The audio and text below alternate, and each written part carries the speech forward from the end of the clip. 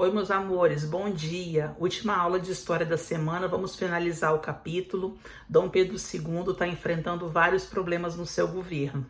Por quê? Oposição dos fazendeiros em relação à sua postura diante das leis abolicionistas.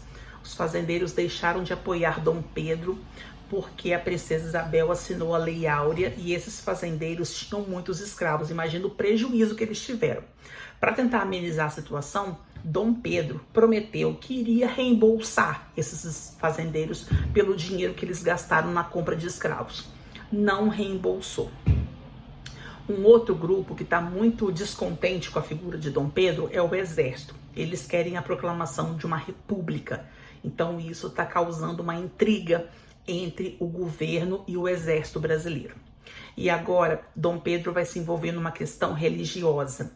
Vai se envolver num conflito com o Papa, gente, com a Igreja Católica.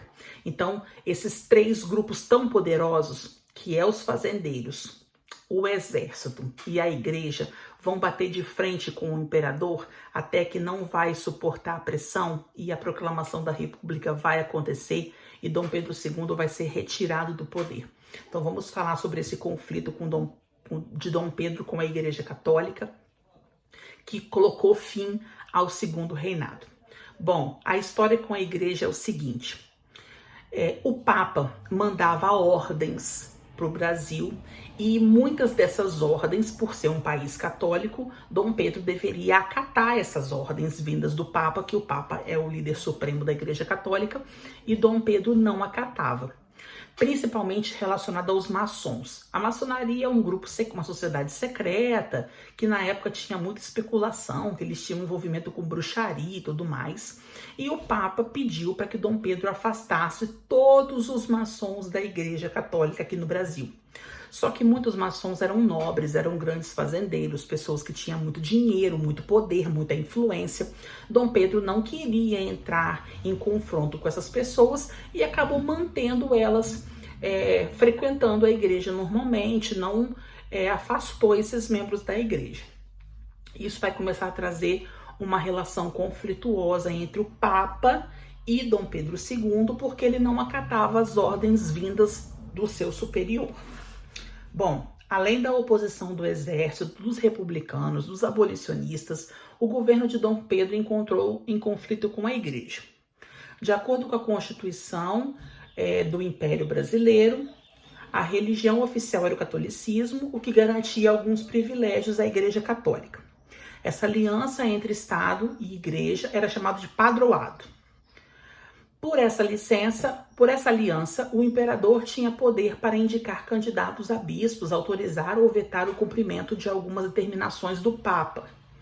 Assim, os bispos e os párocos eram considerados funcionários públicos. De maneira geral, as relações entre Estado e o clero católico eram cordiais. Entretanto, a situação começa a mudar em 64, quando entrou o Papa Pio IX. E ele lançou a bula Syllabus, que determinava o afastamento de maçons da Igreja Católica. No Brasil, essa determinação papal foi vetada por Dom Pedro II, pois a sociedade maçônica era formada por senhores de terra, intelectuais, pessoas muito influentes. Então, Dom Pedro não quis mexer nesse grupo e deixou os maçons frequentando a Igreja Católica normalmente. Esse conflito com a igreja serviu para desgastar ainda mais o governo imperial. Com esse episódio, as autoridades da Igreja Católica do Brasil passaram a criticar a monarquia e a defender a república. Bom, então nós temos aqui algumas imagens que simbolizam essa divergência entre Dom Pedro e a igreja. E nós temos a questão militar, né, que está relacionada com a Guerra do Paraguai, que os soldados agora vieram para casa com esse intuito de proclamar uma república. Após passarem 6 anos combatendo na Guerra do Paraguai, ao lado de oficiais de países muito republicanos, os militares brasileiros defenderam a adoção desse sistema no Brasil. Em 1870 foi fundado o Partido Republicano, fruto de uma dissidência do Partido Liberal. Em junho de 89, tomou posse o último ministro de Dom Pedro II, chefiado por Visconde de Ouro Preto. O ministro falhou em suas tentativas em estabelecer um acordo diplomático com os monarquistas. Diante dessa perspectiva, os militares se reuniram e deram um golpe, tirando o Visconde de Ouro Preto do poder.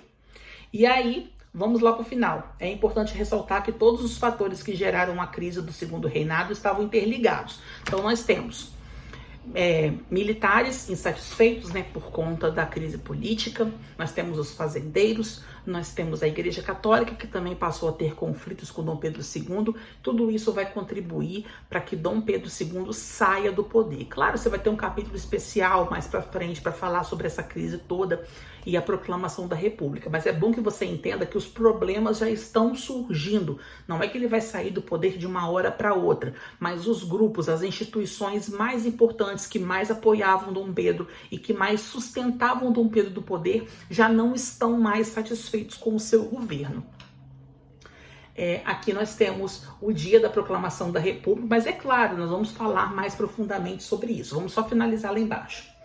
É importante ressaltar que todos os fatores que geraram a crise do Segundo Reinado estavam interligados.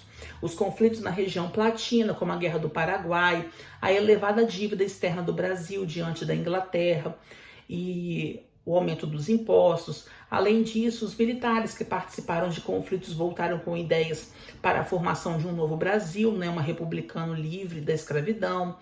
Demais conflitos com a igreja e com os adeptos da permanência do Brasil escravo do trabalho escravo no Brasil enfraqueceram ainda mais o império, que não teve mais como se manter. Então aqui mostra a proclamação, mas vai ter um capítulo, como eu já disse, mais para frente abordando esse assunto.